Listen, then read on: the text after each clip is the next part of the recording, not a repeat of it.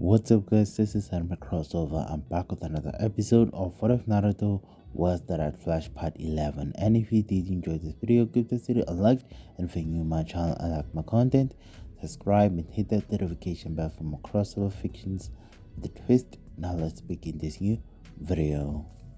8th chapter, The White Snake vs. Impulse. Late March 2015. Naruto, 23 years old.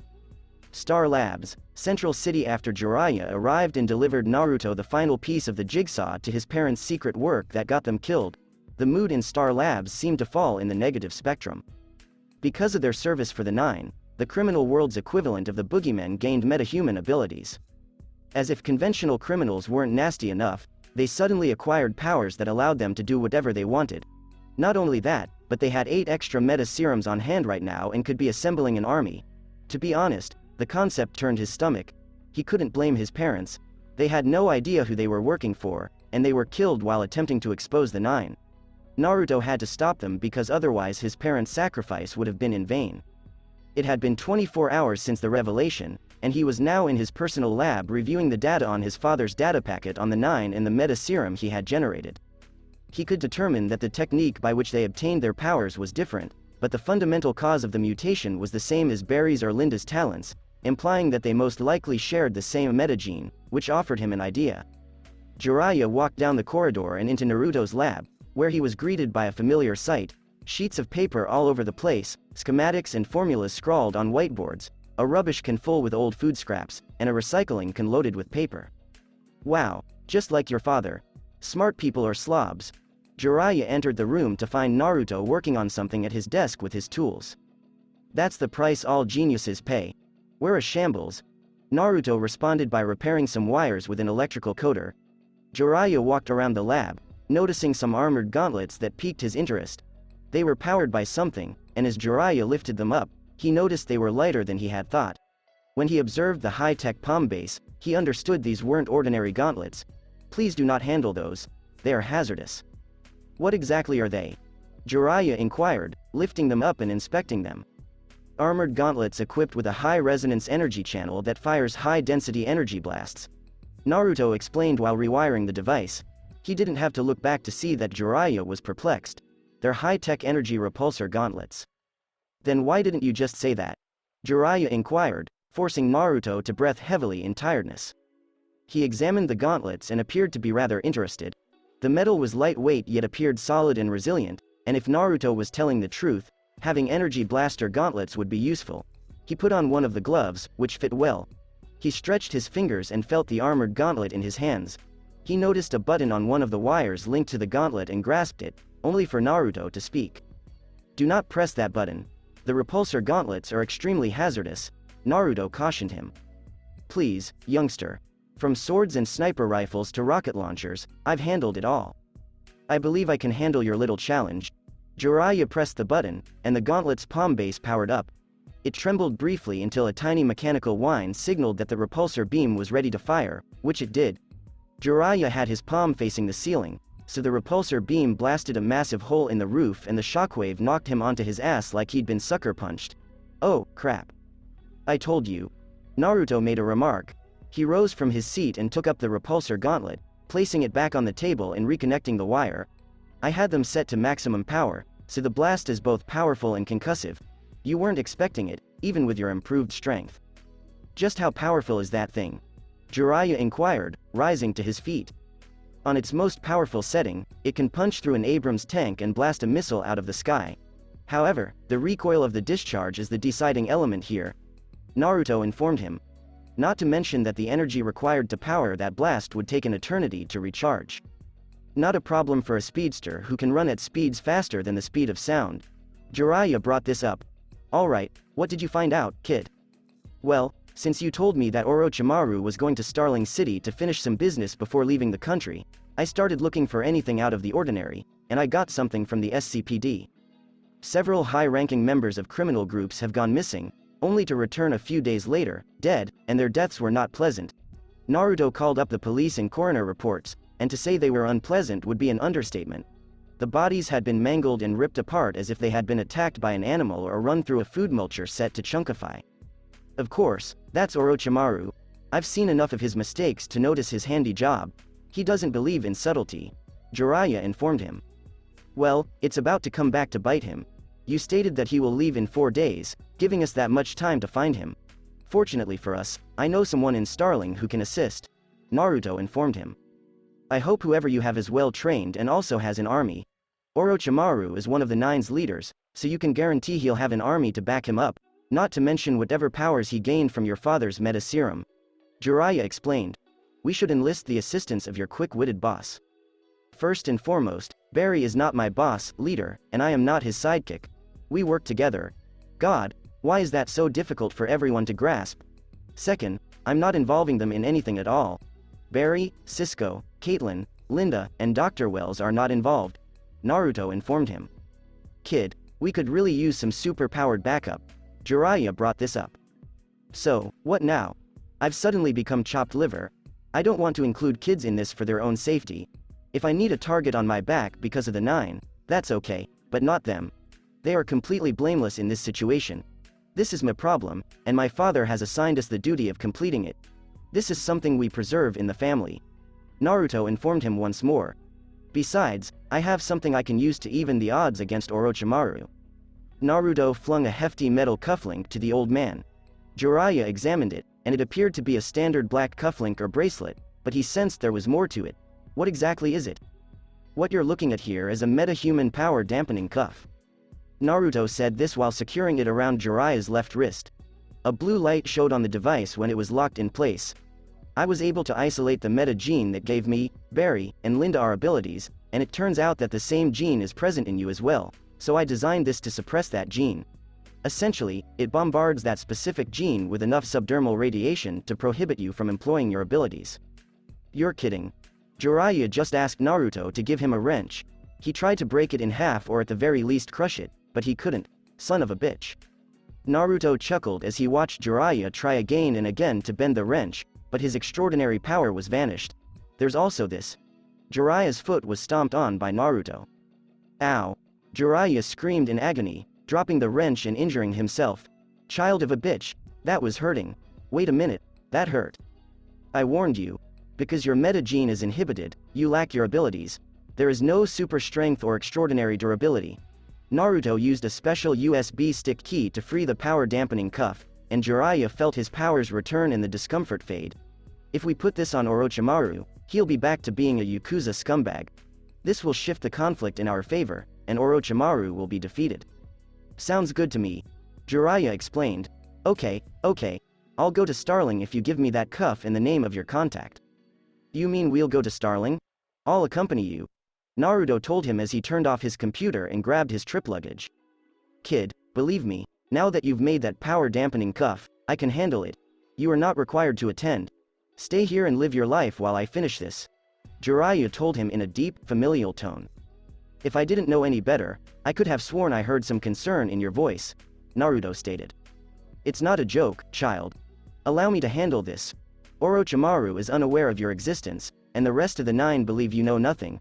Let's keep it like that. They'll come after you if you keep digging. Jiraiya had forewarned them. Allow them to come. I'm tired of looking for hints and scratching my head. I have a real chance of apprehending the cretin who ordered my parents' deaths, and I'm not backing down, Naruto stated. I'm not kidding, Naruto. If you do this, you can end up in a hole you can't get out of. Believe me, I'm aware. Jiraiya attempted to persuade him. I'm no longer a child, Jiraiya. I'm old enough to make my own judgments and understand the ramifications of those actions, and I've already decided. This isn't just your battle. It became mine the moment those thugs went after my parents, and I'm not going to stop until they're given justice. Naruto informed him. Now, if you don't mind grabbing that crate in the corner and meeting me in the cargo bay, that would be great. We have a train to catch. Jiraiya couldn't seem to argue with Naruto and simply grabbed the enormous container in the corner. Normally, moving something that large and heavy would require the use of a dolly or a cart, but he easily picked it up and carried it out of the lab. Naruto took his Star Labs tablet and put it in his backpack before gathering some spare tools and walking to the door when he came to a halt. He moved up to his luggage and stowed his repulsor gauntlets. He entered the cortex and removed his suit and goggles from the mannequin, placing them in his bag before getting some extra high-energy, calorie protein bars. Are you going somewhere? He heard something and turned to see Barry, Caitlin, Cisco, Linda, and Dr. Wells assembled in the cortex. I'm heading to Starling City for a few days, Naruto told them as he retrieved a spare medical kit from the lab and placed it in his pack. Then why are you taking this with you? Linda approached him and took a kunai knife from his back pocket. Mizuki had tried to kill him with the same knife. Starling City is a perilous place, it pays to be prepared to defend yourself, he responded. Something you don't need when you have superhuman speed, Dr. Wells informed him. Well, the situation may demand it. I'll see you when I get back, Naruto said as he walked to the exit. You won't have to say goodbye because we're coming with you. Naruto came to a halt when Barry told him. No, you will not, you must remain here, he informed them. Considering what you're going to face, you'll need all the help you can get, Naruto. You can't go on your own, Cisco stated. Neither am I. Jiraiya will accompany me. A CIA agent with over 40 years of combat experience and metahuman abilities more than evens the odds. I'll be just fine, he gave them assurance. If you weren't acting like you were about to go to war, I'd believe you, Linda informed him. If I were, I would hope for a better send-off. Naruto cracked a joke. I'll be fine and back in a couple of days, it's nothing major. If it's nothing serious, let us accompany you. Linda shot back, but Naruto shrugged. You know, in our relationship, we've never had to deal with alpha male macho crap, and I'll be damned if we start now, so we're coming with you whether you like it or not. Forget it, yelled Naruto. This is my fight. No, it's not yours. You're a member of this team, and we all help each other, Caitlin explained. You can't help me with this one, Caitlin. This isn't another metahuman of the week we've been dealing with science. This is for real and it's going to get bloody. I'm going up against the leader of a secret criminal organization that's been hidden for years, and quite frankly, the things we've been dealing with will seem like minor league. This guy is going to be gone for good soon and I'm losing my window, and I swear to God he. Then let us come with you and help you. If you're going up against a criminal organization, having your partner there to help you is a good idea, Barry begged. You've been assisting me with everything since we joined forces, it's the least I can do.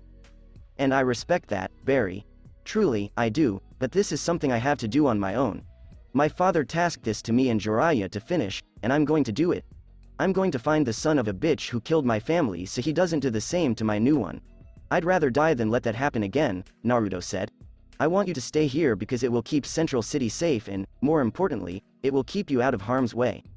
Linda urged him, then do the same for you and don't go.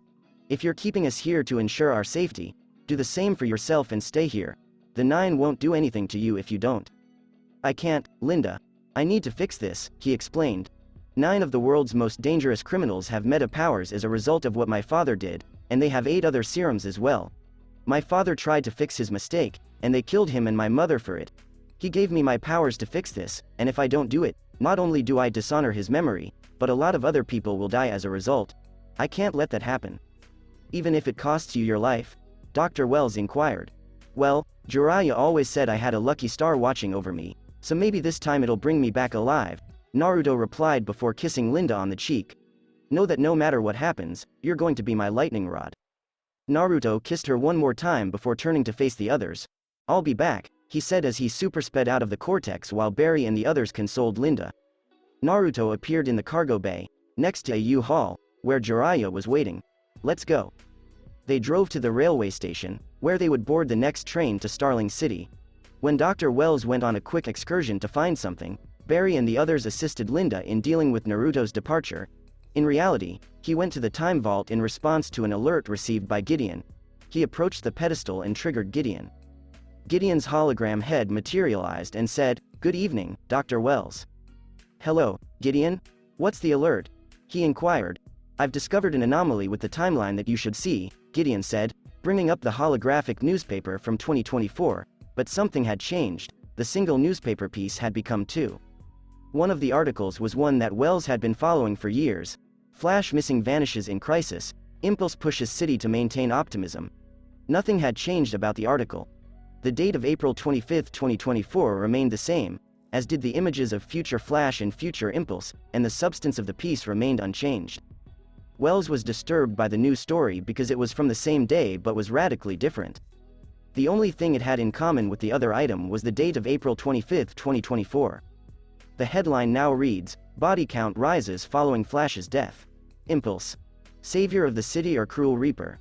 Wells may have confused the black-clad speedster for Zoom, but the dark orange-red on the boots, arms, and mask proved it wasn't. Unlike Impulse's previous outfit, this one was grim and menacing, with the full face mask making him look like a demon and the blood-red lightning bolt tips not helping.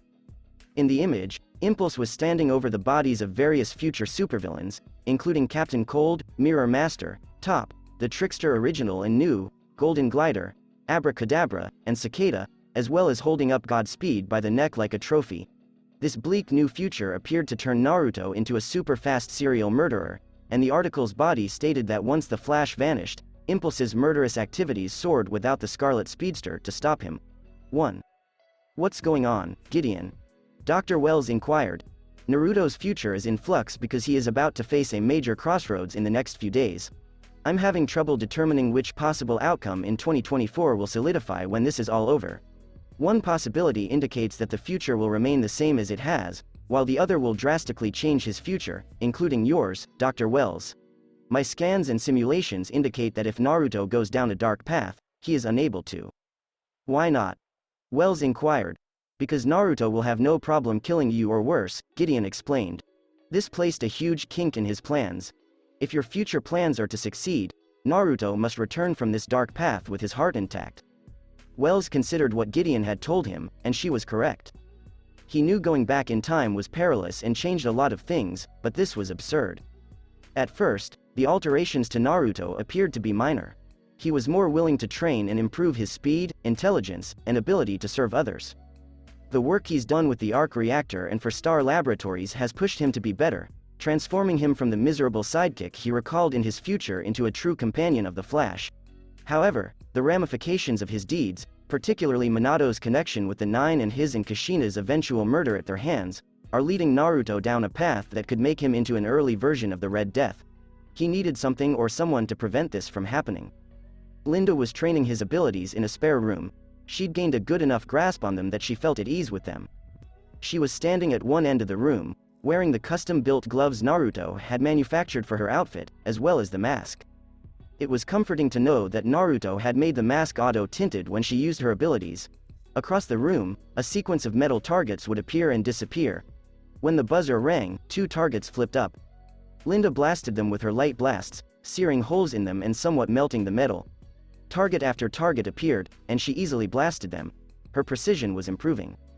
Blast, blast, blast. Metal target after metal target was demolished until one large one appeared in the center. She clasped her hands together and fired a bigger, larger beam at it because it was thicker and strengthened. The metal withstood the heat far longer than the others, but it soon had a large hole melted through it. A sequence of floodlights fell from the ceiling, absorbing their energy and making Linda feel better before she unleashed a light force wave that obliterated everything. Linda sighed and moved over to get a drink of water. Excellent work, Ems Park, she said as she noticed Dr. Wells in the doorway. Or do you prefer the name Naruto has given you, Binary? I prefer Dr. Light. I suppose I can use both, she said, wiping her face with a towel. Dr. Wells entered the room and observed the results of her training.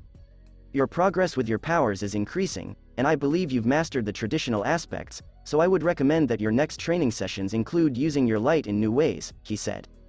Like how? Linda inquired.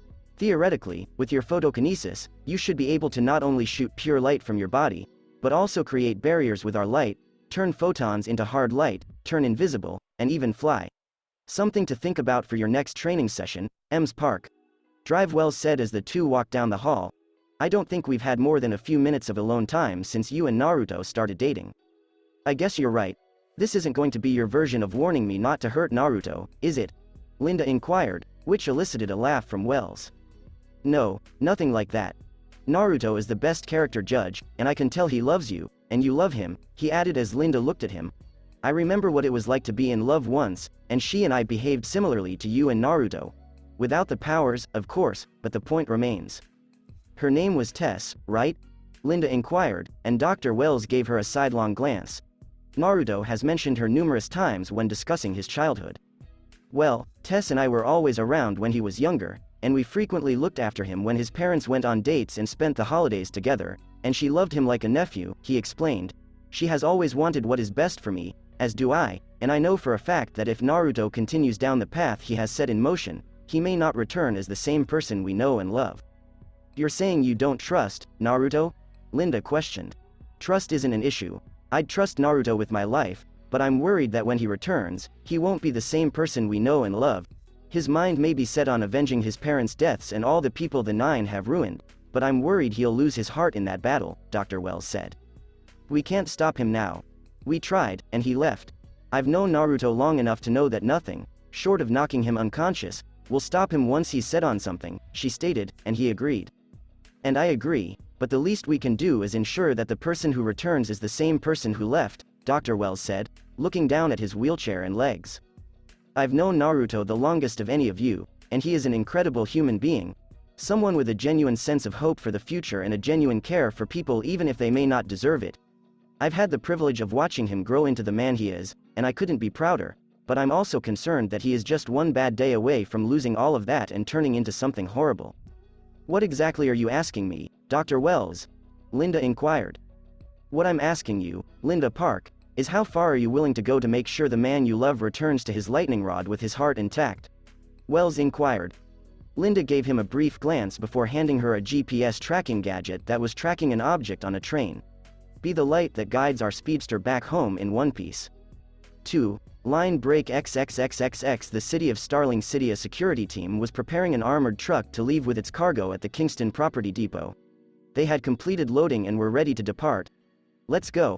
I just need to finish this shipment, one of the guards replied to the other. Excuse me.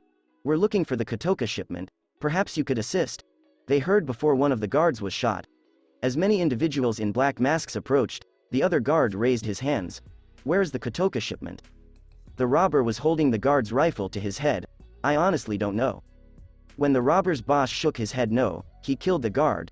They removed their masks, and the leader revealed that his lips were sewed shut.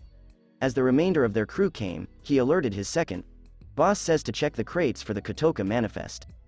They were moving about the warehouse looking for what they were looking for when the arrow appeared from the ceiling and shot 2 members of the crew with arrows. Some of the criminals broke past the lock and found the boxes they were seeking for in the main cargo area. They were about to move the last of the boxes when a red arrow struck the container, indicating that it was filled with diamonds. Drop it! Arsenal yelled, only to have the bandits start fire on him. A white and orange blur carried him away before he could fire another arrow. One of the robbers was killed by a black canary hit to the back of the knee, stomach, and head, while the other was killed with an arrow. When the blur rushed her out of the way, the leader and the rest of his team sped out of their vehicle and were about to run over her. They drove out of the depot, only to be stopped by a figure. The driver accelerated with the purpose of running him over, only for bullets to strike the tires, causing the car to swerve and collide with a forklift. The driver and the other robbers were unconscious, but the leader was awake. When Impulse appeared in front of him, he crawled out of the back of the van with his rifle and turned to go. He raised his revolver to shoot, but Impulse swatted it away and pushed him into the van. You've got me on a bad day. Well, bad for you. Shing crack smash glass break. The thief tried to stab him but missed, breaking his wrist, then punching him in the stomach and smashing his head through the passenger side window. He collapsed to the ground in a heap, and Impulse felt quite good about dealing with that jerk. He kicked away the gun just as the Arrow, Black Canary, and Arsenal arrived. He told them, "You missed some." "What are you doing here?" inquired the Arrow. Impulse said them, "I need your help." With Naruto in tow, Oliver, Roy, and Laurel returned to the bunker. Felicity stood up and hugged him, and he returned the hug. "Oh, it's good to see you, Naruto. Honestly, you're a breath of fresh air," she replied when she observed he wasn't as cheerful or cheery as he usually is. "What's wrong?" "It's been a rough 24 hours, and I apologize for not calling ahead, but it's a good thing I showed up when I did, or they would have gotten away," Naruto explained. "We could have handled him," Oliver explained. "Of course, when he was driving away after shooting at you," Naruto said. "You said you needed our help. What's the matter, Naruto?" Oliver inquired. "Yeah, and where is Barry? I thought he'd be here by now," Dig remarked. "They're back in Central City. It's just me. This is personal. We need your help finding someone," Naruto explained. "Who are we?" Laurel inquired. "Not a bad place you got here," Dig said as Oliver and Roy aimed their arrows at the white-haired mystery visitor who arrived at the stairway carrying a large container. He was dressed in boots, green pants, a shirt, a red vest, and a huge scroll slung across his back. He strolled in as if he were walking into his own home, while everyone else was on edge. A little cliché, but in a nice location. "I thought I told you I'd handle this. You can tell they don't like strangers, Naruto explained. Yeah, well, I figured the sooner we're able to cut through the bullshit, the sooner we can get this over with, he replied before glancing at Laurel and Felicity, and everything else faded away. Then again, two lovely ladies such as you deserve all the attention in the world. Pleased to meet you both. Can I just say that black leather and glasses are two of my favorite things? So, I'm glad we're already there. Before it could get any worse, Naruto punched him in the face and threw him into the wall. Everyone was taken aback by his reckless behavior. Naruto, as is his wont, simply acted out. What was that about cutting through all the bullshit? He wondered. Naruto, who is that? Oliver inquired, curious about the mysterious figure and how he got inside his bunker. That is my godfather, Jiraiya Asuka, former cabinet intelligence and research officer of Japan, now CIA agent, Naruto said as Jiraiya appeared next to him as if nothing was amiss. Jiraiya reminded him, you know you're not supposed to tell people I'm a CIA agent, kid. As if you weren't going to say it. Besides, I thought you said you wanted to cut through the bullshit. This way, it's faster if they know you're the real deal and not just an old pervert. Oh, wait, you are, he shot back. Jiraiya remarked, ha ha, very funny. Anyway, this is Jiraiya. Jiraiya, this is Oliver Queen, Roy Harper, John Diggle, Felicity Smoke, and Laurel Lance. Naruto concluded introducing them. Nice to meet you all, Jiraiya replied, smiling as he spotted the dour smolder on Oliver Queen's face. Relax, Mr. Queen. The CIA isn't aware of you, and even if we were, we have bigger things to worry about than a former billionaire playboy turned vigilante. Whatever Waller does at Argus is her business, so unless you suddenly decide to turn traitor and work for the North Koreans or the Chinese, the CIA couldn't care less. Fair enough, so why are you two here? Oliver inquired. Like the kid said, we need your help tracking down someone, and we're on a bit of a timetable. We have 3 days before our target leaves, and we can't risk him losing him or it'll take forever to find him again, Jiraiya explained. Find who? Roy inquired. It's personal, like the kid said, I've been tracking this guy for a long time, and we need to find him in this city before we lose him again, Jiraiya explained. Felicity inquired, how do you know he's in Starling? Because I'm good at my job. I've been tracking this person for the better part of a decade and I'm good at my job, and he's left a trail of bodies like breadcrumbs that I've picked up. Jiraiya explained. We just need to find this guy and then we'll be out of your hair so you can go back to being a vigilante. The kid said we needed your help finding him, so we're here. Who are you trying to find? Oliver inquired, unwilling to assist given the scant information they were provided. Just someone important, Robin Hood. Now, are you going to help us or not? Jiraiya inquired, and Oliver was becoming irritated by his demeanor. My godson appears to have a lot of faith and trust in you, but I'm not sure if you and your merry band of outlaws can truly help us. Excuse me? Oliver demanded, getting in his face and bracing himself for a fight. I'm sorry, but it's the truth. You've done some good and dealt with some really bad people, but the things I've done would make you lose your lunch, Jiraiya said. I'm not sure, Oliver said, but I have a pretty strong stomach.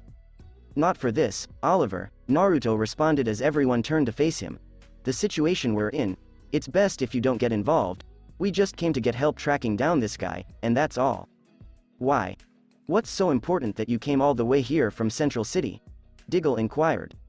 Does this have anything to do with the mystery data file on your father that I couldn't crack for you? Felicity inquired as everyone looked at her. I mean, I worked on it for months and told you I couldn't help you, only to have you show up here a day later. Like Jiraiya said, it's personal, Oliver, and all we need is your help finding him, Naruto replied as he handed her a USB disk. She plugged it in, and it included details on all of the killings that Naruto had discovered. Oh, dear God, I wish you hadn't shown me this, she exclaimed. You're after who did that? Laurel inquired, and we only have 3 days before they're gone forever, Jiraiya explained. Who? Who are you trying to find? A rogue metahuman? Roy inquired. Naruto introduced himself as the man who ordered the death of my parents. After that epiphany, there was a period of stillness across the bunker, and Team Arrow was at a loss for words. Felicity inquired, I thought your parents died in a car accident? Jiraiya remarked, kid, you don't need to say anything. We're going in circles and wasting time with the whole third-degree separation thing. The sooner they know, the sooner we can get this over with and find him, Naruto explained. My parents were targets. The car accident was not an accident. By who? Oliver inquired. Orochimaru, the white snake, Naruto replied, and Oliver realized right away that this was serious. Roy inquired. Who is Orochimaru? He's the head of the Japanese Yakuza faction that operates in this hemisphere of the planet, Diggle corrected him. He is involved in drug trafficking, homicide, and assassination. He's one of the world's most wanted guys. For years, Lila and Argus have been chasing him, but they've never come near, and no one has ever given up anything. He's a spirit. He isn't. I've been looking for him for years, Jiraiya explained. Orochimaru ordered the man who killed Naruto's parents to kill Naruto's parents. Before anything happened, they assigned me the task of tracking down and stopping Orochimaru. Why would a Yakuza boss want to kill your parents? Diggle inquired. Because of what they were involved in, Naruto explained as he approached the empty mannequin Oliver had set up for his suit during the Captain Boomerang incident. The encrypted file that Felicity couldn't crack detailed the work my parents did for a group called the Nine. Are you sure? You're referring to the Nine? Oliver inquired, and Naruto nodded. Wait, I heard about them when I first started working in private security after leaving the army. A group of veterans claimed to be providing security for someone with knowledge of the Nine, but he was slain in transit. They're meant to be some sort of boogeyman, but we assumed it was just a legend, Diggle explained. They aren't, Oliver stated, as they all looked at him. I've heard stories about the Nine. The accounts differ depending on who you ask, but they are said to be 9 of the world's most deadly and powerful criminals. They govern all organized crime on the earth, and every criminal group must report to them or be wiped out.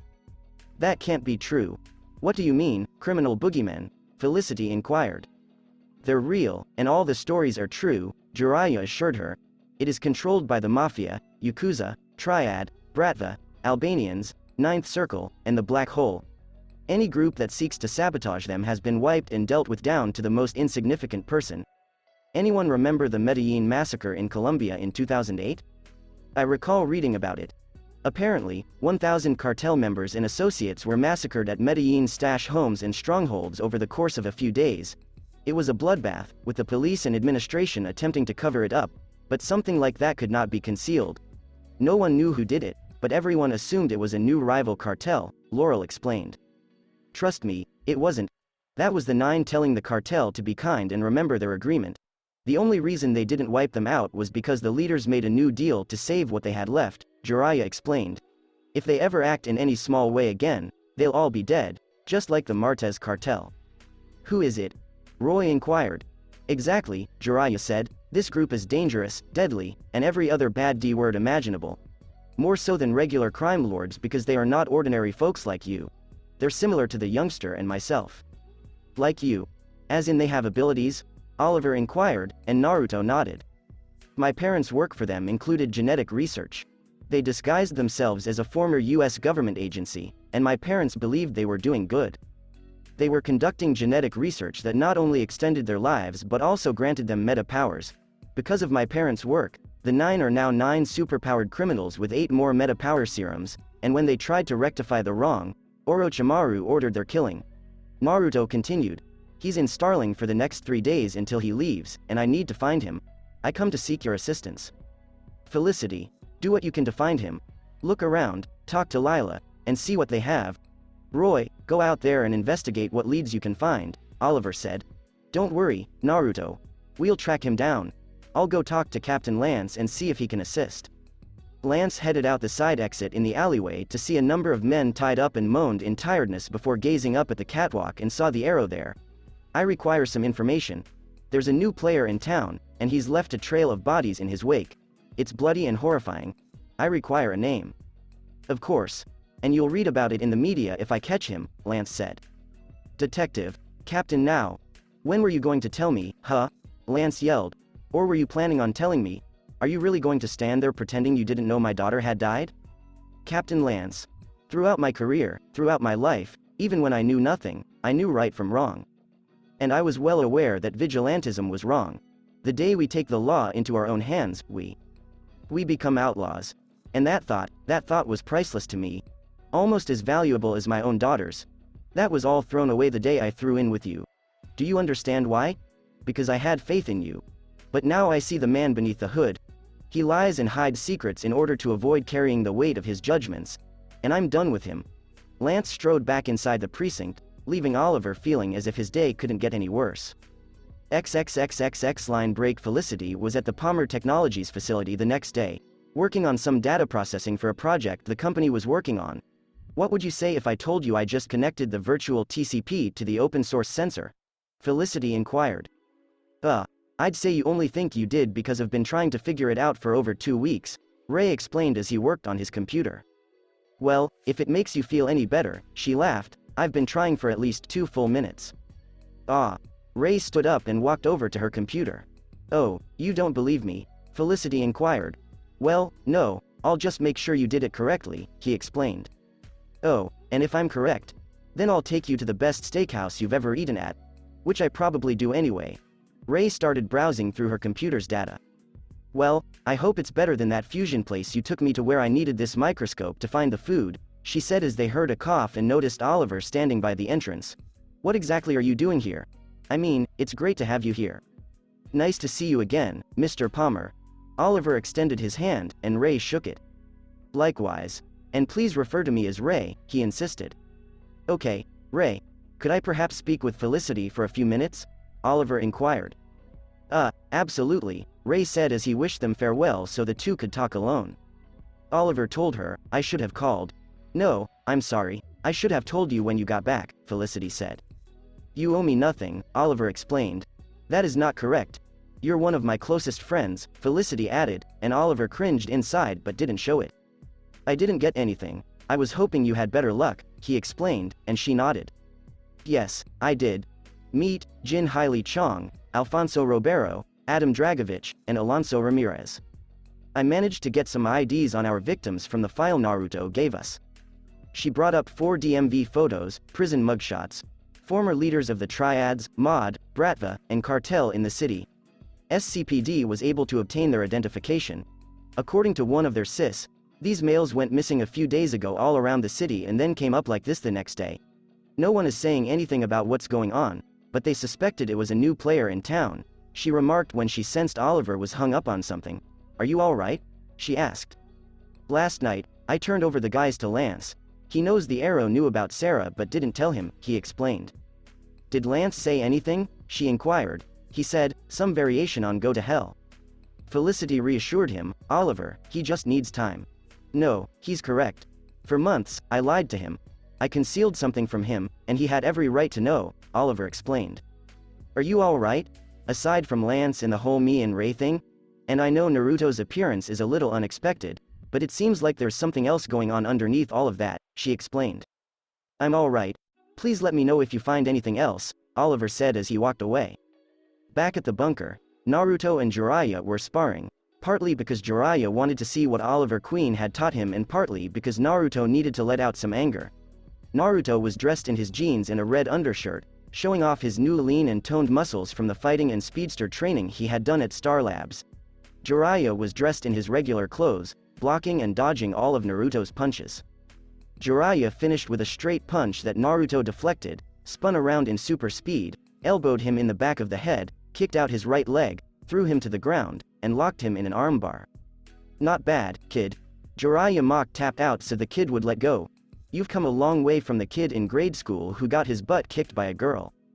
A lot has changed since then, Naruto bluntly replied before walking over to the training dummy and starting going through the form exercises Oliver had shown him a while ago, so focused on that his punches and kicks made the dummy shake. Jiraiya stood up and walked over to Dig and Roy, concerned. I was hoping for a snarky response or quip, Jiraiya said. This isn't like the kid. What about him not talking or trying to kill that training dummy over there? Roy inquired. Both, Jiraiya said. The kid's one of the most determined people I've ever met. He'll see things through to the end if he sets his mind to it. Diggle told him, that's an admirable quality. Yeah, but it's also a double-edged sword, Jiraiya explained. The kid's getting angrier by the second, and I'm worried about what will happen when we do find Orochimaru. I've seen that look on his face before with other men.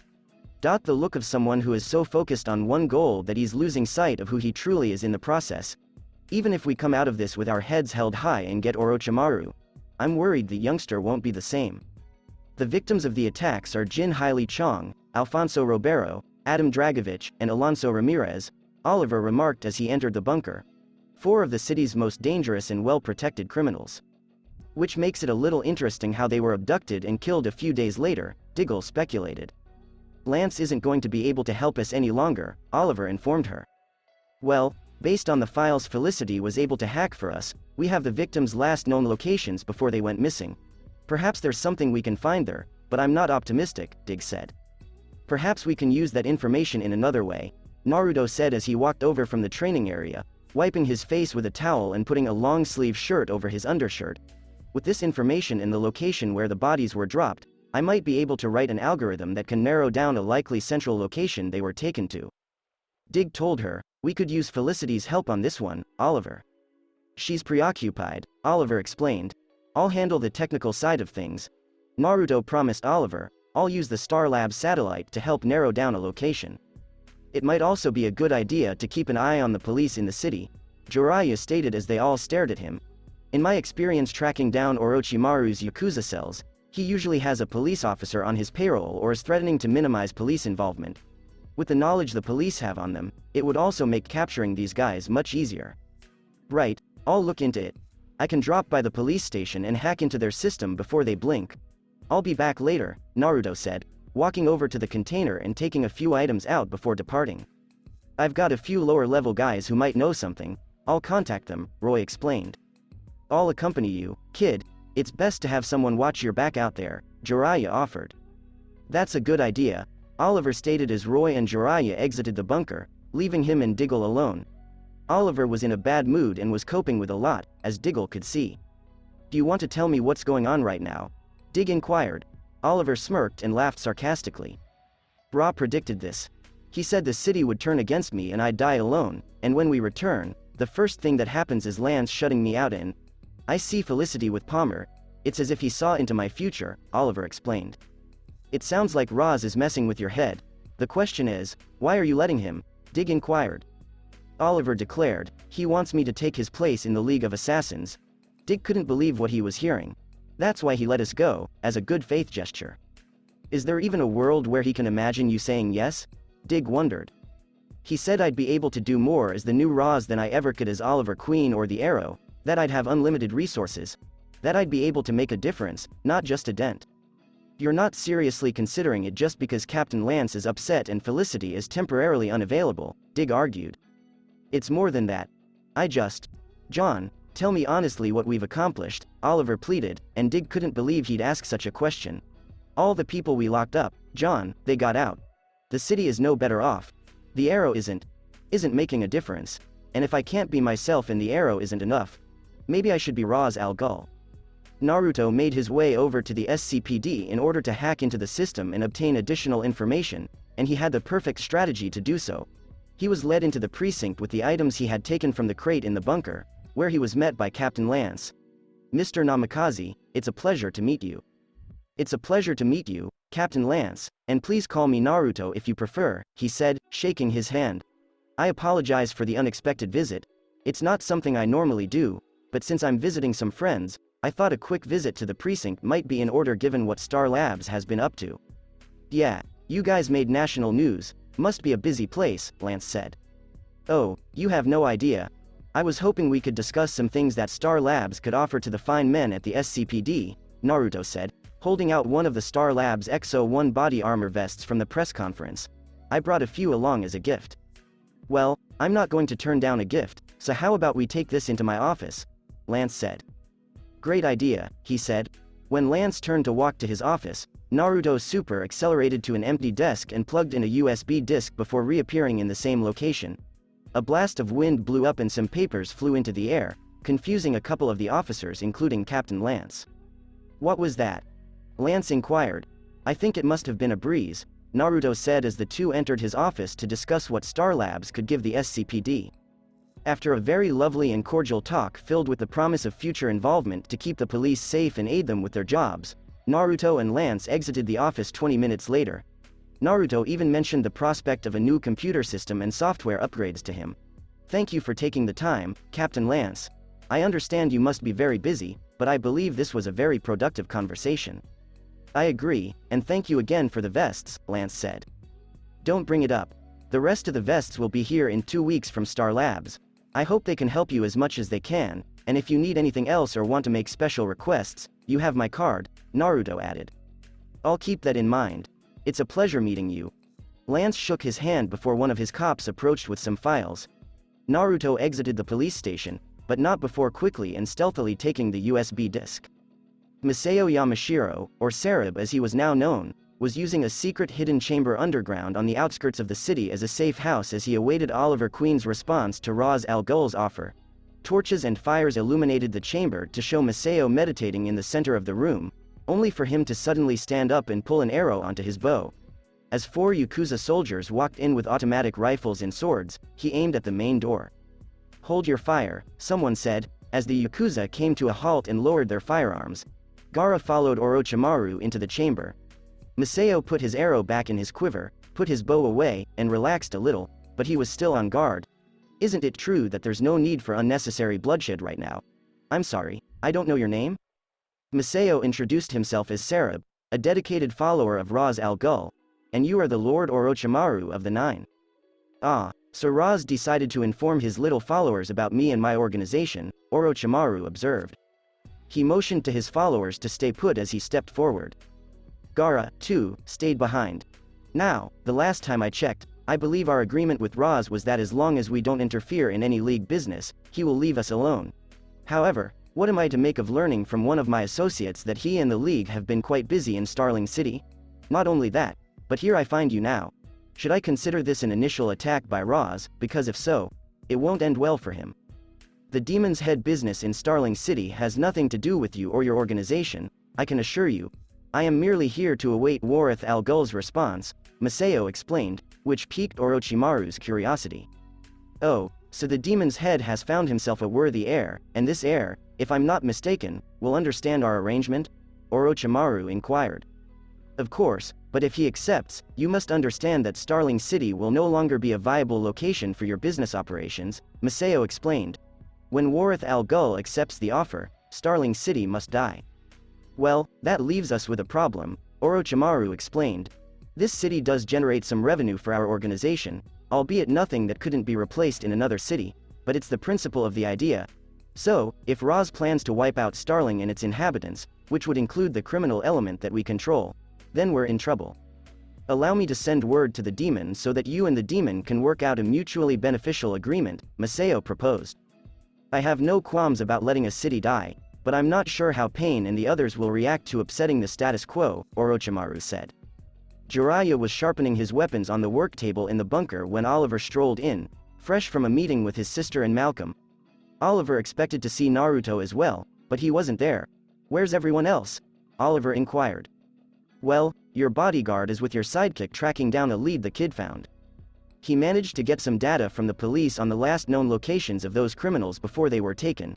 He ran some kind of program on your computer that highlighted points of interest and possible targets. They went to scope them out," Jiraiya said as he sharpened his katana. "The kid went down to track another lead while his program looked for something else, like narrowing down possible safe houses and stuff like that." "Good." Oliver leaned against the table, rubbing his eyes uncomfortably, his nervous tick. "Everything all right there, Robin Hood?" Jiraiya said as he reinserted several of his weapons into his scroll container. "I'm guessing your dour mood is more due to the kid and me showing up unannounced," Oliver said as Jiraiya turned around. "You can deny it all you want, but I've been doing this longer than you have, and I recognize a conflicted soul when I see one. I guess it comes with the territory." "What exactly do you mean?" Oliver inquired.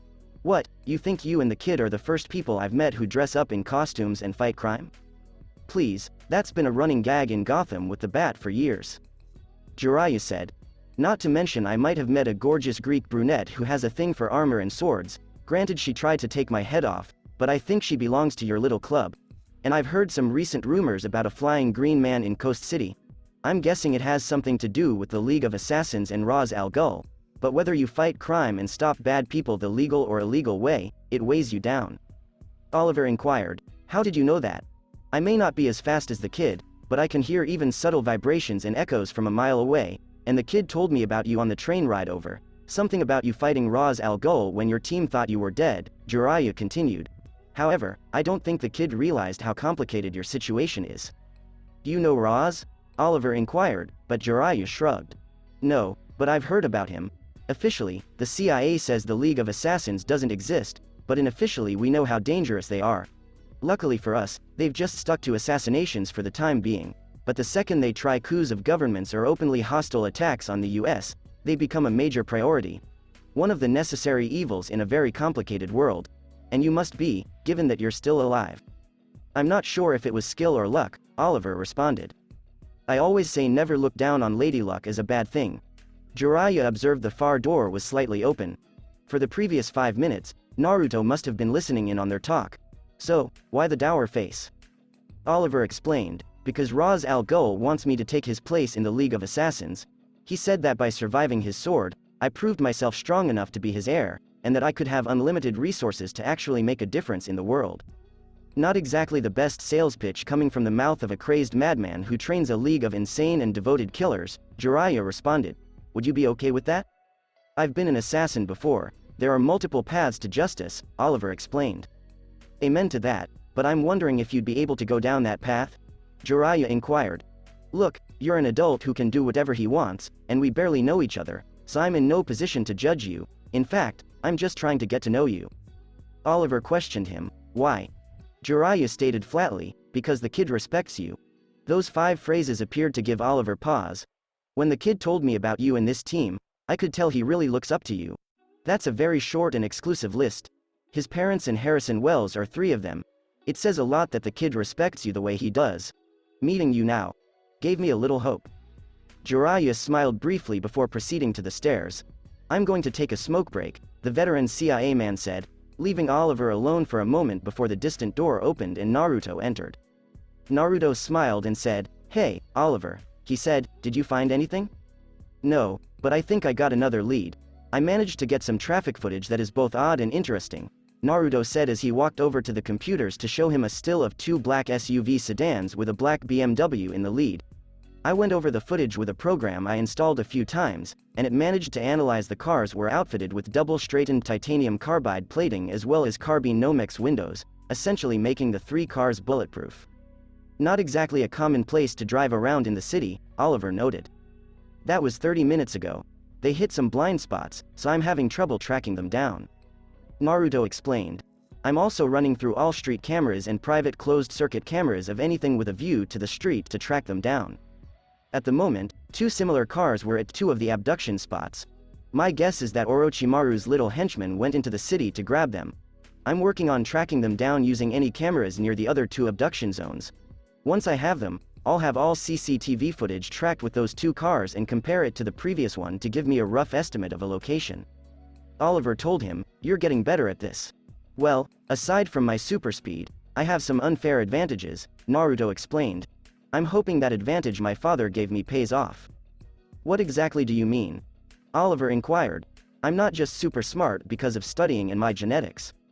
It's in my genetics, Naruto explained, further perplexing Oliver. I told you before that my parents' work with the 9 gave them metahuman powers. After the 9 were given their powers, Orochimaru ordered more serums to give to their followers, henchmen, or whatever they wanted. My parents designed 10 in total before they were killed. 8 of them were unfortunately given to the 9, and number 10 was given to Jiraiya. It's why he's so strong and good at his job. Oliver took it all in and grasped what Naruto was getting at. Number 9 was given to you. Yeah, Naruto agreed with a nod. My father created serum number 9 to give someone a massive growing intelligence on a theoretically infinite level, in the hope that it could help me stop the 9 and fix his mistakes. I've seen the weight of responsibility a father can place on his son, and it's not easy, Oliver explained. Naruto remarked, That's the understatement of the century. I still can't believe my father was responsible for this. I always thought he wanted to help the world with science.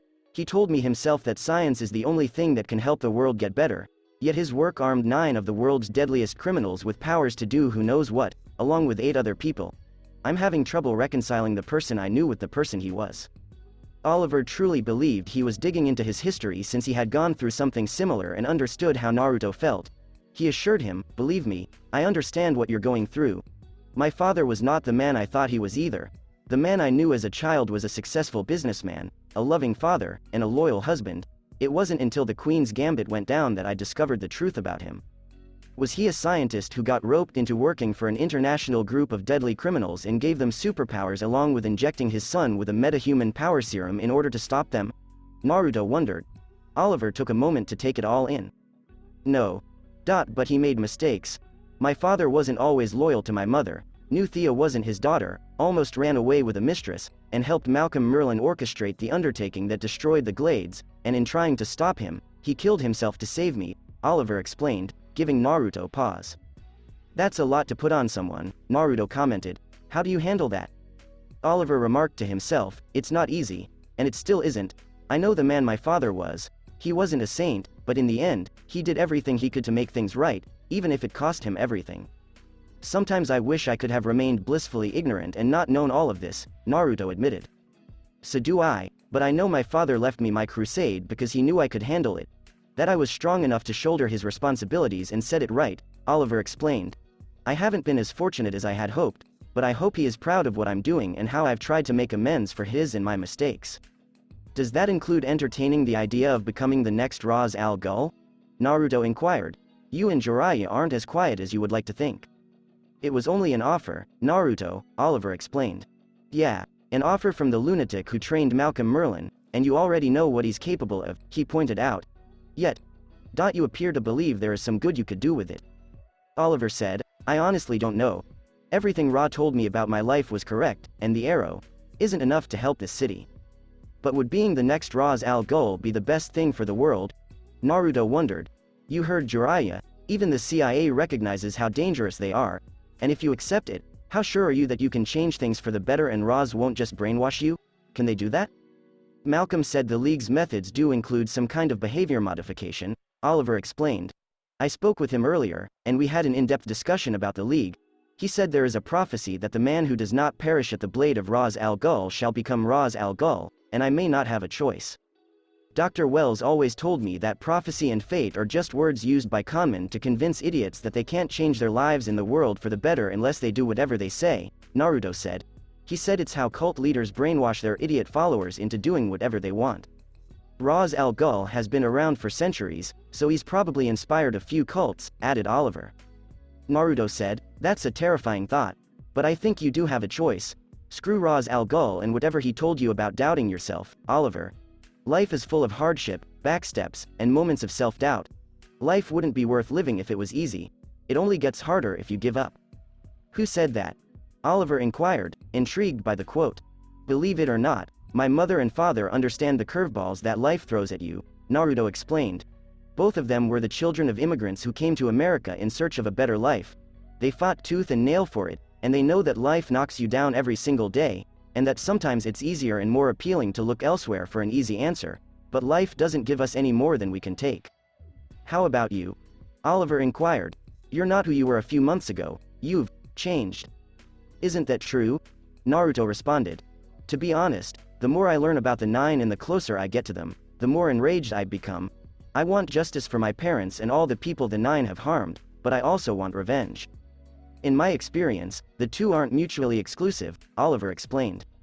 Orochimaru ordered their deaths, but I found the person who was in the car that night, his name was Mizuki, and he didn't even feel bad about it, Naruto stated, and Oliver could see the wrath and hatred in his eyes, as well as the glimmer of malicious intent. He removed a knife from his boot, and it was the identical kunai he had taken from Mizuki. He tried to kill me with this. And I wanted to kill him as well. If I were in your shoes, I would have done the same thing, and I almost did it several times, Oliver said. It says a lot about who you were that you didn't. Naruto wanted to be proud when Oliver said that, but he wasn't sure. I didn't get the chance. He took a cyanide pill and committed suicide, but he said something that has stayed with me ever since. He looked me in the eyes and recognized the look I had. How do you see it? The look of someone seeking bloody vengeance, Naruto responded. He gave me Orochimaru's name knowing it would lead to my death when I found him, and he knew what path I was heading down. And he was right. I'm one bad day away from being just like him. Months ago, you gave me the reassurance I needed when I had some self-doubt about the darkness in me, and a few minutes ago, you may have just given me my answer on the whole Ra's al Ghul situation, so let me do the same for you, Oliver assured him. How can you be so sure? Naruto questioned. He rose up and ran his fingers through his spiky hair, trying to relax as much as he could. He was right about one thing. I want vengeance. I want Orochimaru and the other members of the Nine to pay for what they did to my family and every other person they've harmed, and I don't care how I get it. I want him to feel the same pain he's caused me before I plunge this knife into his heart. I think it's just your anger talking, It's powerful enough that it drives a lot of people to do a lot of terrible things. I should know because I have that anger in me. I've experienced plenty of times how it can take you over and make you a completely different person to the point where you're willing to do whatever it takes to satiate that anger. But one thing can stop that, and it's what you helped me realize months ago, Naruto. The light you have inside you can stop the darkness, and you have the most special light I've seen in a long time. I doubt it, Naruto replied. Well, I don't. I watched your press conference a few days ago and it's all the proof I need. You developed technology to help keep people safe, help the planet heal and get better, and you single-handedly developed a new form of energy that could help us reduce our reliance on old methods of fuel. Oliver assured him. Roy and Diggle walked back into the bunker before anyone could say anything else. Did you guys find anything? Not sure if it's what we're looking for, but it's something. An old friend of mine in the Glades who runs a specialized garage said he did a custom job for 10 black-colored sedans and SUVs with custom bulletproof siding, glass, and armored plating. Pretty much turned the cars into armored trucks. The guy was Japanese and from his tattoos he was definitely Yakuza. Roy explained. Naruto inquired, did you get a good description of the guy? Yeah, here, Roy said, handing him a still image from a garage security camera on his phone. Guy paid in full and in cash a few days ago when he took the cars. About the same time those cars appeared on the streets and those gang leaders went missing, Oliver noted. A beep from the computers drew their attention, indicating that Naruto's tracking system had picked up on something. Well, let's see if my program was successful in narrowing down a possible staging area, Naruto said as he sat in his chair and accessed his algorithm. It utilized every single traffic and security camera in the city and combed through their archive footage for the specific bulletproof autos he discovered previously. Roy's confirmation that they were Yakuza meant that the computer's time spent searching for them had not been in vain. Naruto entered the photo into the facial recognition software, and it began receiving partial confirmations all throughout the city. The majority of the locations were linked to where the automobiles had been or were spotted leaving, including the locations where the high-profile criminal heads were abducted. Following the completion of his scheme, 5 spots throughout the city were identified as prospective hideouts or staging areas for Orochimaru and his Yakuza. So those 5 spots are where Orochimaru and his Yakuza are operating out of? Diggle inquired. That or we have one location where Orochimaru has been working out, and the other 4 are points of interest, probably places Orochimaru and the Yakuza have been frequenting in the last few days, Naruto added. There's a lot of ground to cover, Roy observed. So, we worked in groups, Roy and Diggle, and we'll start on the warehouse in the Glades, Oliver explained. Alright, Jiraiya and I will take the old apartment complex on the city's east side, Naruto continued. After that, we'll work on the rest of the city, Oliver remarked as they changed into their suits, but not before Naruto gave them some new trick arrows. XXXXX line break 4 casually dressed Yakuza grunts stood guard outside an old apartment complex, with an additional spotter on the roof. They were stationed there because the apartment complex served as a safe haven for the group. A large amount of money was delivered here by their numerous couriers around the city before being cleaned and moved to their other safe homes in groups around the world. One of the soldiers was standing guard when he observed the rustle of the wind carrying some leaves. That was a foreshadowing of what was to follow, as a blue of crimson and white lightning zoomed in a split second later. The blur captured the 4 street guards and the roof spotter before tying them around a light pole, taking their weapons, binding their wrists and ankles, and knocking them unconscious.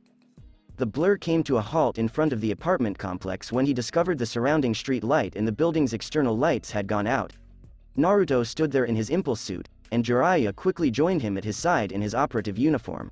His tactical battlesuit was black, as was his vest and mesh armor, as well as his black face mask and forehead protection. Jiraiya unwrapped his scroll container from his back and opened it, revealing Naruto's repulsor gauntlets. He said, "There you go." "Thank you," Impulse answered, putting on the gauntlets and emitting a distinct low-pitched whine to indicate they were powered up. "Did the EMP do its job?" "Yeah. Turn off all the electronics in the building so they don't send word out," Jiraiya said as he closed his container and drew the specialized blue and black pistols from his belt. "Are you certain these guns of yours will work?" "Trust me, those icers will work flawlessly. We won't be able to get any information from people you kill," Impulse remarked, clicking a couple buttons on the gauntlets that controlled their intensity. "Instead of blasting a hole in someone, it'd be like getting a love tap from a gorilla, and they didn't need to recharge as much. So, do we do this quietly, or do we go in guns blazing?" "Well, with the power out, they know something's up, so stealth is out the window," Jiraiya stated, motioning for Naruto to go first. "Show me what you've got, kid." "Good. I've got some rage to work out," Impulse said as he walked up to the front door and kicked it open. Candygram for Mongo. 3 Yakuza grunts lounging in the living room grabbed their guns, but they were blasted through the wall by a repulsor beam. 2 men from the kitchen came in with their silenced firearms, guns blazing, and lighted up the front door, only to realize there was nothing inside.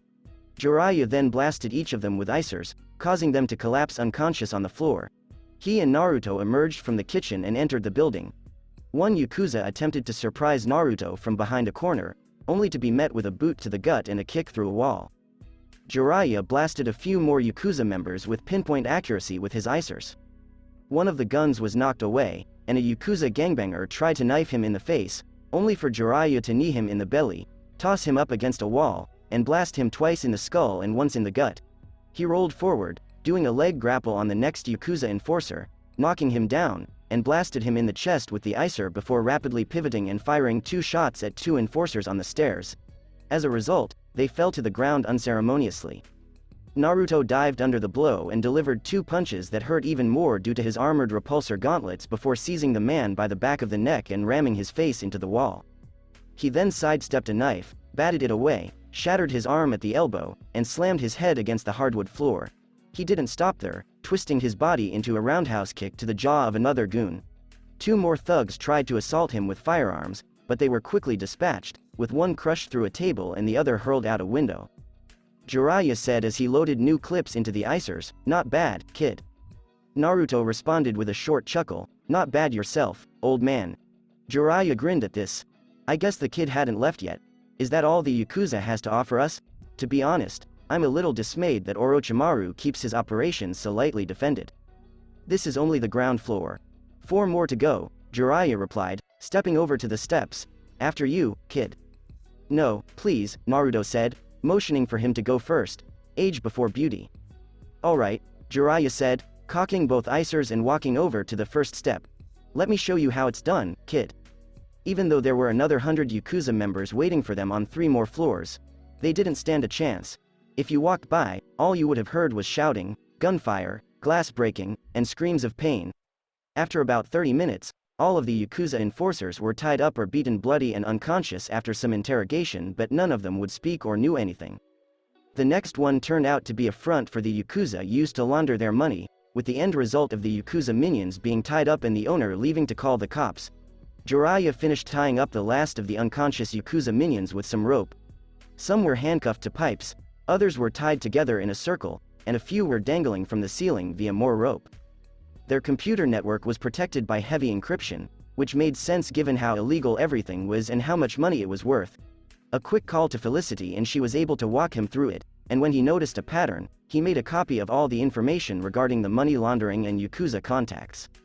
When Jiraiya observed Naruto still working on the neighboring computer, he double-checked to make sure he had all of his weaponry and hadn't left anything behind. "I've noticed some strange online communication lines to somewhere on the outskirts of Starling City," Naruto explained. Jiraiya walked over to the computer Naruto was working on and discovered emails and phone call logs to a blocked number in Starling. Naruto emphasized a number that appeared frequently in the call logs. "Yeah, the call volume increased significantly," Jiraiya said, checking the logs again. "The calls to and from that number were certainly more than a dozen every day. What's that number?" "Not sure yet because it was blocked, but Felicity is working on it now," Naruto suggested. "I went back further and calls to that number were barely once or twice a month over the past few years, but they suddenly picked up in only 2 weeks, and I can think of a reason that would happen." Jiraiya immediately understood what he meant. Jiraiya added, "You think it has something to do with Orochimaru?" "That I do, and I went over the phone records on the goons we took out at the previous location, and there were calls to the same number that started to come up in the last 2 weeks, so either this number is the main hub they call for information, or someone was calling them for updates and information," Naruto suggested. "I'm guessing that with Orochimaru's arrival in the city, the Yakuza got busy and overactive before he leaves. Then wherever that number comes from is our next stop," Jiraiya stated as Felicity's hack on the number came through and it was traced to somewhere beyond the city in the Starling City Palisades. "Is it on the outskirts of town?" "The Palisades. Mostly residential and wooded areas, along with the Starling City Dam. The Queen's mansion was there before Oliver and Thea were kicked out," Naruto explained. "Hang on, Let me see if I can narrow down the location. Naruto used computer magic to isolate the specific address of the phone number after tasking the Star Labs satellites over the spot.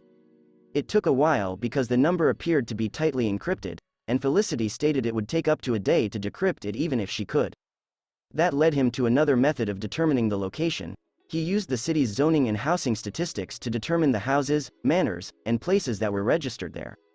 Anyone residing there, particularly in that high-valued region, would be subject to the city's housing charter. He might gain access to the city's networks and obtain that information. Even if the Yakuza were utilizing the location as a safe house, holding area, or even a place of abode, they would still need to register with the city, which would entail providing names and other information. If it was an alias, it was a clear indication of the Yakuza and their intended victim. Naruto quickly uploaded everything to a tablet he had Jiraiya carry and super accelerated them somewhere else to finish the hack. Okay, I think I have something. What is it, kid? Jiraiya inquired as Naruto displayed digital copies of documentation from one of the Palisades mansions. There's a large mansion at the end of Bloom Avenue. Expensive and costs at least north of $15 million, Naruto explained. Geez. That much money for a mansion. Do you plan to buy me one day, kid? Jiraiya said, only for Naruto to give him a weird look. Come on, you'll be a trillionaire before you're 30, so I'm sure you'll have more than a dozen mansions by then. Anyway, the mansion isn't the funny thing, but according to the paperwork, the owner bought all the surrounding property within a 5-acre area, and the mansion is isolated from any other house and was bought by someone named Masahiko Tanaka, Naruto explained, noticing Jiraiya's eyes twitch slightly. What's wrong? Masahiko Tanaka is an alias that Orochimaru has used in the past, and he only uses it when he has a personal stake in something or is staying somewhere, Jiraiya explained. Are you sure? Naruto said, only for Jiraiya to gaze at him. I've been following this guy for years, so trust me when I say I know what I'm talking about. If Orochimaru used that name for real estate, it's either extremely important or it's where he's staying before he leaves, and Orochimaru always had a thing for fancy hotels whenever he moved, so it fits, Jiraiya explained. Alright, let's go check it out, Naruto said as he grasped Jiraiya's shoulder and hurried up to the Palisades. They skid to a halt behind a dense clump of trees and boulders for protection near the big mansion and surrounding grounds. While Naruto peeked out from cover, Jiraiya sat on the ground, leaning on a tree and shook his head to shake off the whiplash. He put on his goggles to gain a better picture of the surroundings. Well, I think you're right about your hunch, old perv. Something is definitely not normal here. Jiraiya took a deep breath and peered out from behind cover to see the big estate with floodlights all around the perimeter, high-tech cameras, and armed guard patrols roaming around. If you wanted a reference, it was similar to the outside of the White House. I hate being right sometimes, but with this kind of security layout and guards, Orochimaru is definitely here, Jiraiya said. Quantum security high-speed night vision cameras all along the perimeter, probably laser sensor trip wires all along the house to check for break-ins, and several dozen armed goons set up on patrols with required check-ins at regular intervals, and if they fail to report in then an alert goes out for more backup. He's stepped up his game a bit since the last time. Well, too bad that game doesn't account for a speedster. I can easily deal with all of them, Naruto said, preparing to put an end to this. Hold your horses, kid. Even if you manage to take out the patrols around the place, Orochimaru has double the amount inside the mansion. It's a small army, not to mention whatever meta powers your father's serum gave the snake, Jiraiya cautioned, but could tell Naruto was only interested in finding Orochimaru. We should call your Emerald Archer friend for backup. Naruto replied, No, kid, you do realize we're going up against one of the Akatsuki, right? Jiraiya inquired. That's why I don't want them here. This is our fight, and Orochimaru won't be a problem once I slap this on him, Naruto said, holding out the metahuman power dampening bracelet. I owe Oliver a lot, and he has enough to deal with without me putting a target on him by the Akatsuki. Right now, all he's done is attack the Yakuza, which is nothing out of the ordinary, but if he helps us with this, that changes. This is our fight, so we finish it. So, take off your high heels, put your purse away, and get ready for a fight, old man. Naruto flew through the air in a swirl of wind, scarlet, and white lightning. Jiraiya poked his head out of the cover, and all the guards surrounding the mansion were caught and tied up to a tree. Their guns, phones, earpieces, hidden knives, and weapons were confiscated, their mouths were gagged, and they were knocked out for good measure before the cameras were all removed. How can that kid be as kind and caring as his father while also being as scary and lethal as his mother? Those two had no idea what kind of horror they were bringing to the world with that kid, Jiraiya remarked before hastily pulling out the icers and rushing to the mansion. Impulse came to a halt outside the entrance door and clenched his fists. Crimson and white lightning flashed around them, expressing his emotional state, which was wrath and general annoyance. His eyes flashed crimson just before he smashed the front door clean off its hinges. "Knock knock," he exclaimed, vibrating his voice to make it sound frightening. He raised his repulsor blasters, ready to blow some butts into walls, but nothing happened. Jiraiya came into view and saw what Naruto saw, but there was no one else present. They entered the mansion, which was magnificently equipped with fine paintings, furnishings, and many accoutrements befitting someone of great wealth and prestige. Not the location you'd expect a Yakuza leader and super meta-powered crime lord to live. Jiraiya and Naruto started walking through the mansion together, passing through the dining room, kitchen, living room, and numerous bedrooms, workrooms, wine room, and other areas where no one was present. Naruto went upstairs and found that the bedrooms were empty, but there were some rearranged cushions and items in drawers, indicating that someone was residing here. He returned down the stairwell and greeted Jiraiya in the foyer. "Nothing, the place is empty. How about you, Jiraiya?" "Same. Yeah, something's not right here," Jiraiya commented when he spotted the leaves on one of the ferns billowing, yet there was no open window nearby and it should be blowing in the opposite way based on the position of the entrance. "Wait a minute." Jiraiya moved over to the ferns and saw a tiny breeze coming from the neighboring wall, which was adorned with an elegant bookcase and various photo frames. "What exactly is it?" Naruto inquired. "There's a breeze coming from here," Jiraiya said, checking the wall for any loose panels or signs of a hidden doorway. "Here, let me do that," Naruto said, placing his hand against the wall and vibrating it at breakneck speed. The speed shook the entire wall, causing picture frames to topple and books in the bookcase to fall out. 4 volumes were removed, revealing a keypad and palm scanner. "Well, that's going to make things a little more difficult." Jiraiya inquired, "Can you crack it?" "It's a Thompson 800 keypad and palm scanner. It's set up with a unique 7-digit keycode, and any wrong attempts automatically put the system into lockdown for 24 hours and an emergency notification is sent out, probably to more of Orochimaru's Yakuza men or even to his mole in the police department." "So, we can't crack it?" Jiraiya inquired. "I don't intend to," Naruto said, moving Jiraiya to the side so he had plenty of room before slamming his fist into the wall. He tapped multiple times and could tell by the sound and feel that the keypad and scanner had opened a steel or titanium security door. "Alright, now it's time for some muscle work." He began rapidly vibrating his right fist. Jiraiya observed with interest as the kid's fist began to move so quickly that he couldn't keep track of it despite his improved vision. It soon became a blur, with crimson and white lightning crackling around it like a Tesla coil, only far more powerful. "I'm going to take a few more steps back," Jiraiya remarked, cautiously returning to the doorway. "That's a good idea." Naruto closed his eyes and concentrated, taking deep breaths as his speed increased and his lightning flickered more and more. When he opened his eyes, they flashed with lightning, and he punched the wall with his fist. A huge bang and partial explosion were heard, followed by a flash of light and ringing that concussed the 2 metahumans. "Wow, there was a lot of noise." "Yeah, tell me about it." Jiraiya fiddled his finger into his left ear to relieve the pain, but noticed the massive hole carved into the wall by the kid's punch. He managed to punch the metal security door off its hinges, taking part of the wall with it, and the door crashed down a long staircase into some basement level. "What is the point? You're incredibly swift and powerful." "No, I just studied physics. Force equals mass times acceleration." Naruto raised up his fist and vibrated it again to emphasize his point. "Let's go get him." Jiraiya unsheathed a katana from his container and held an icer in his other hand as he led Naruto down the stairs, his repulsor gauntlets ready to fire and set to a higher setting. The setting to punch a hole through a wall. They made it down the stairs into a torture dungeon that Jigsaw and Pinhead would feel right at home in, and judging by the bloodstain on the ground, someone used it. "Do not move. Let me see those hands, now," Jiraiya yelled, aiming his gun at the man's head as Naruto lifted his repulsor gauntlets. Naruto launched a repulsor beam and smashed 3 monitors since the man just kept typing and didn't even respond like they were there. Naruto yelled. "Alright, no need for further hostilities," the man said in a smooth, docile yet eerie tone, raising his pale palms into the air. Naruto and Jiraiya exchanged glances before taking a few steps forward. "Take a step back from the computer and turn around," Jiraiya ordered, and the man did as he was told, calmly and casually stepping out of the chair and turning around so they could see him. He was dressed in a black suit with a white button-up and purple tie, his long black hair parted to the side so they could see his pale complexion, the unusual purple shading around his eyes, and the yellow irises and black angular pupils of a snake. "It's a pleasure to meet a fan," Orochimaru said, smiling.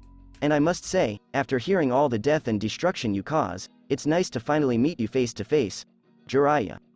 Naruto and Jiraiya exchanged glances, but Orochimaru only laughed. "Do you think I'm a moron? Do you think I wouldn't find out the identity of the man who has been tracking me down all these years?" "More like heard me say your name out loud from the camera upstairs," Naruto said, pointing to one of the still images on the computer of Naruto and Jiraiya upstairs a few moments ago. Orochimaru must have been watching them and heard Jiraiya's name when Naruto said it. "Oh, aren't you a clever little hero?" Orochimaru questioned Naruto, like a scientist would a new project. "So, you're the famous impulse I've heard about. What has brought you here after me?" For a variety of reasons, Naruto sped up and shoved Orochimaru into some monitors, making sure it hurt a lot. "I hope that hurt." "My, if you're going to be this forward, at least do the courtesy of buying me a meal first," Orochimaru remarked, completely calm and unafraid. This irritated Naruto, so he threw him into another wall and slugged him across the face with a super speed punch that should have hurt a lot and easily knocked out a tooth, but Orochimaru seemed unfazed. "Do you think it's a joke? Do you even understand why we're here?" Naruto asked, punching a hole in the wall next to his head to illustrate how serious and angry he was. "Well, if I had to guess, I'd say it has something to do with my various criminal dealings, but that doesn't matter because you and Jiraiya over there have no idea what you walked into," Orochimaru said as Naruto's left leg was yanked out from under him and dragged across the floor. "Kid." Jiraiya dashed over to assist him when he was attacked from behind and flung against the wall of monitors. Naruto was dragged across the ground before turning his body and firing a repulsor blast at the person dragging him. He stopped and saw what he blasted, but there was nothing there except a hole in the wall. Naruto quickly got back to his feet only for something to yank him into the air and slam him into the ceiling before being thrown across the room and crashed onto a torture slab. Kusanagi hasn't had a good bloodbath in a very long time. Orochimaru pushed him back and attacked with a slashing and stabbing assault that Jiraiya was able to deflect and parry with his extraordinary strength and reflexes, although he recognized that the 9-liter was much stronger than a normal human. Jiraiya deflected a strike and knocked him back with a kick to the chest. "Keep waiting, Snake." Jiraiya swatted at his head after deflecting a stab to the gut. The two clashed and became entangled in a swordlock. "I guess I won't have to wait much longer." Before withdrawing from the duel, Orochimaru told him. Jiraiya questioned why he did that after being dragged from behind and flung to the floor. He got to get a good look at what had caught him, and it was a sand rope. The rope constricting before throwing him into the ceiling and slamming him down on the ground, then the ceiling, then the ground, then the ceiling, then the ground, and finally the ceiling again.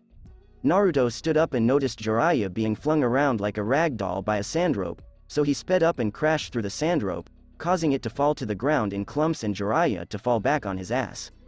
"What the hell is that sand?" says the narrator. Jiraiya just ordered for a bunch of sand to wrap around Naruto's neck and force him against a wall before more spread out over his arms and legs, immobilizing him. Jiraiya got up to assist him, only to have sand wrap around his ankles and pull him back up the stairs to the mansion. Naruto strained to break free from the sand, but it was deceptively strong and immobilized his limbs. It gradually encased itself around his body, as if it had its own mind or was being controlled by someone. Orochimaru approached Naruto with a pleased expression on his face. "Did you really think I wouldn't have my own super-powered backup?" As Naruto heard footsteps and couldn't believe what he saw, Orochimaru inquired. The man had red hair and was dressed in black boots, gray pants, a black shirt with a long-sleeved scarlet coat and a sand-colored gourd slung to his back. His appearance, as well as the kanji tattoo for love on the left side of his brow. Gaara. When a sandstorm covered Naruto's mouth, he couldn't believe his old college pal was working with Orochimaru. "Oh, you're familiar with my young protege. Don't be concerned. You'll have time to tell me everything soon." Orochimaru smiled slyly at Naruto before sand covered his eyes. Continue reading. That's it for this podcast. Thanks for listening to this video. If you did enjoy this part of the story, like, share, and subscribe for more. And thank you all for happy support and have a great day.